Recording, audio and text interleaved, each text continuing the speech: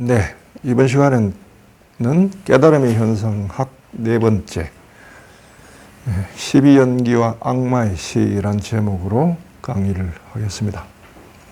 악마의 시는 1988년도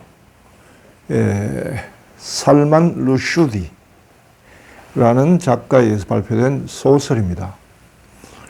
이 소설이 출간되고 살만 루슈디는 이슬람으로부터 이제 심한 박해를 받기 시작했는데요.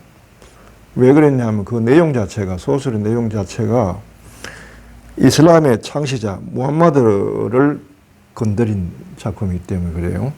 무함마드가 이제 무력으로 자기 종교를 타인에게 관철시키고자 하는 그런 모습들을 담고 있어요, 이 소설에. 그래서 이슬람으로부터 이제 격한 이제 반발을 받는데, 특히 이제 옛날 이란의 그 아야톨라 호메니 옹이라고 그 최고 지도자가 있었죠. 그 사람으로부터 1989년도에는 사형 선고에 대한 칙령을 받아요. 칙령을 내리는데 그 이후부터는 항상 죽음을 달고 살았던 거죠.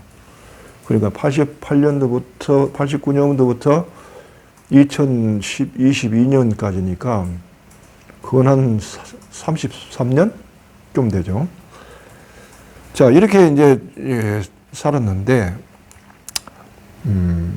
최근에 뉴욕에서 2022년 8월 12일인가 13일이나 모였어요. 종교와 문화라는 주제로 이제 토론회를 열어가지고 이 사람을 초대를 했는데, 여기서 이슬람의 한 청년으로부터 피격을 당합니다. 그래서 33년 전에 이미 사형 선고 칙령을 내려놓은 그것이 집행이 된 거죠. 그래서 10군데를 찔려요. 근데 마침 빨리 처리해서 사람 목숨을 살렸지만은, 자, 이 사건을 두고 어떻게 현상학적으로 이해할 것이며 어떻게 이것이 깨달음과 연결이 될 수 있게 할 수 있을까? 라는 것을 좀 생각을 좀 해봅시다. 범인은 하디 마타르라는 24세의 청년이에요. 하디 마타르는 1998년생으로서 살만 루슈디가 소설이 나온 1988년보다 10년 후에 태어난 청년이죠. 그러니까 전혀 상관이 없는 사람이에요.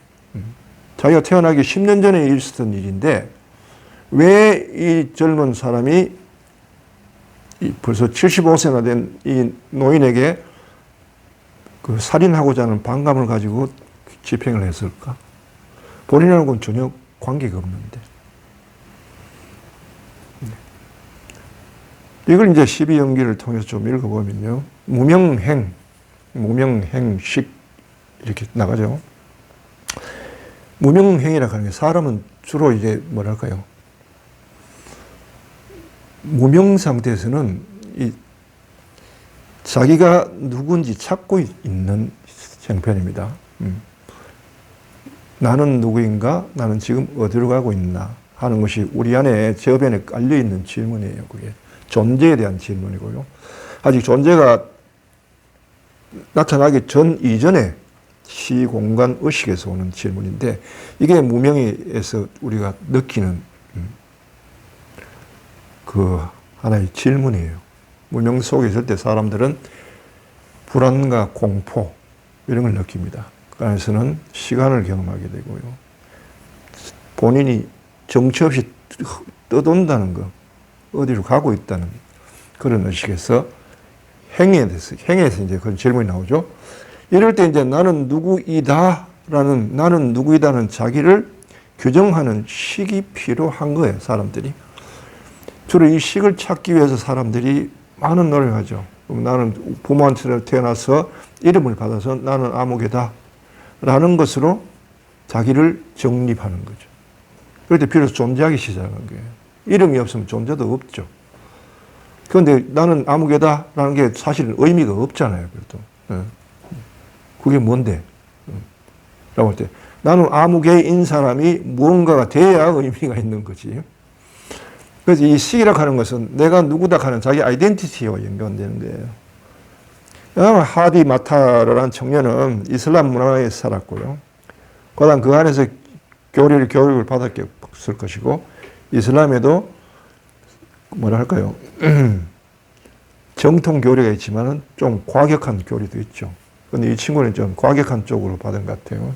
그러니까 이제 시기 형성되기를 이슬람과 이슬람 이외에 대한 것은 적대적인 관계, 그다음 이슬람을 어떤 침범하는 것에 대해서 반감을 가지고 반드시 보복해야 된다는 어떤 심리적 이런 것들, 그런 교육 안에 놓이기 때문에 그런 식이 형성됐단 말이에요. 그 식이 명색, 몸과 마음을 지배하면서 뿌리를 내리게 되고요. 그 다음 그런 관점에서 세상을 보고 경험하고 판단하는 게 이게 육처입니다. 이렇게 이제 형성됐단 말이에요. 24살까지 이렇게 됐다고요. 근데 촉이라는 건 뭐냐 하면 이 친구는 어느 날 이제 아마 뉴욕이나 미국에 거주했는 모양이죠. 살만 루슈디가 이슬람의 적이 뉴욕에 온다는 소식을 듣는 게 촉에 해당되죠. 그걸 받아들이자 속에서 이전에 평소에는 생각을 안 하고 있다가 교육받은 그것이 무의식에서 올라오는 거죠. 수. 네.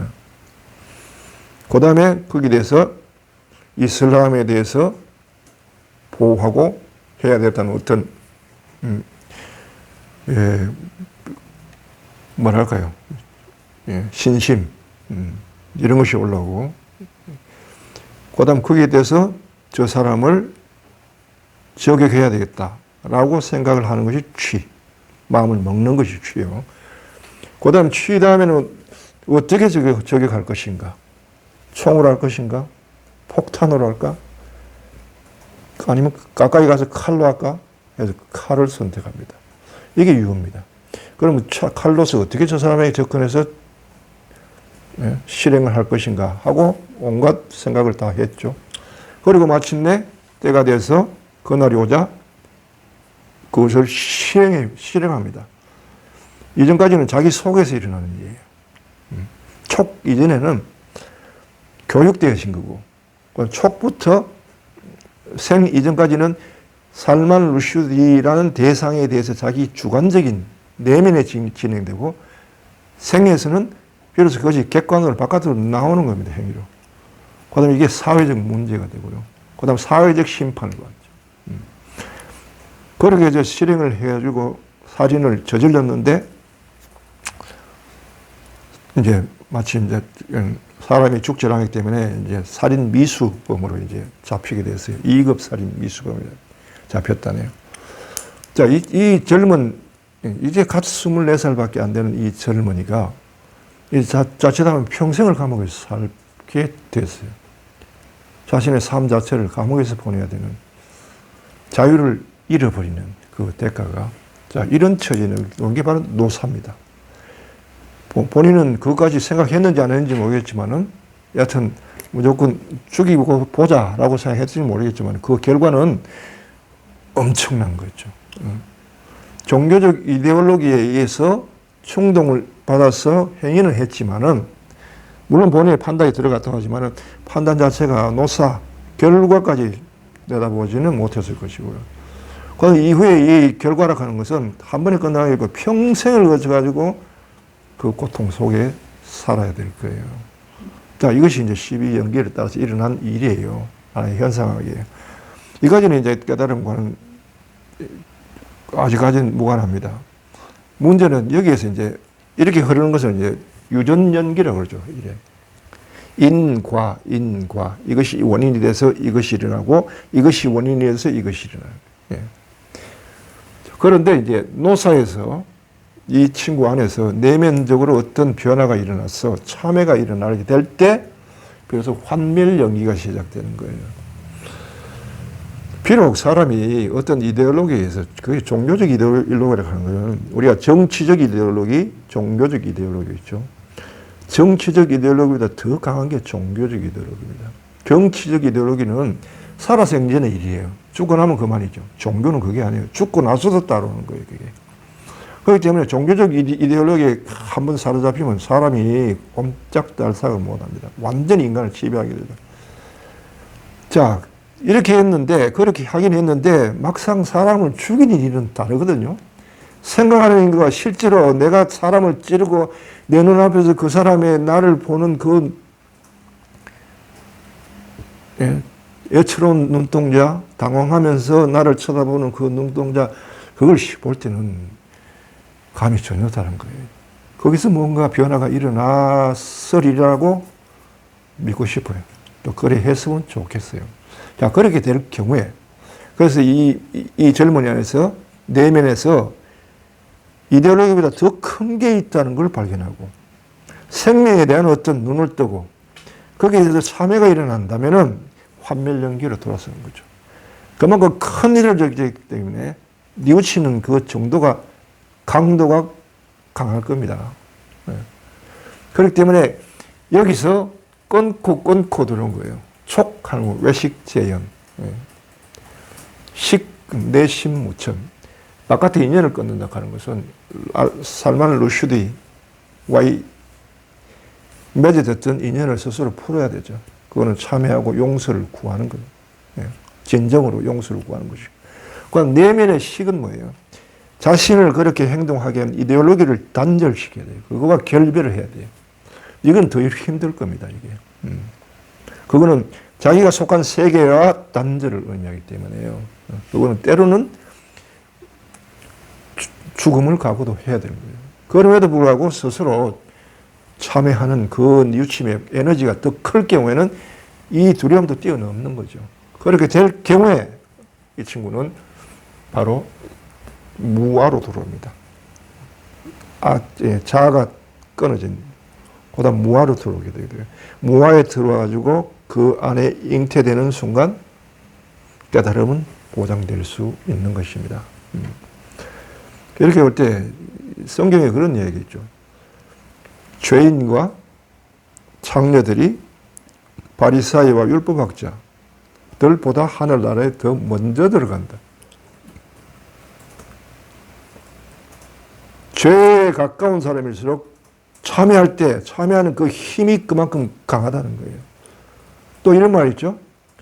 너희들은 뜨겁지도 않고 차지도 않다. 그래서 내가 그걸 뱉어버리겠다. 에너지가 없으면, 이까지 우리가 보통 종교에서 이야기하는 게 윤리 도덕적인 걸 자꾸 이야기하는데, 윤리 도덕을 가지고 인간의 행동을 자세하고 한다 해가지고, 거기에서 참회의 어떤, 이게 강한 역류가 일어나지는 않는다. 그보다는 오히려 인간이 죄를 짓고 참회하는 순간에 가능성이 있는 거예요. 그래서 이 젊은이에게도 하늘나라에 들어갈 가능성은 얼마든지 있다라고 읽혀지는 것입니다. 여기까지 하겠습니다.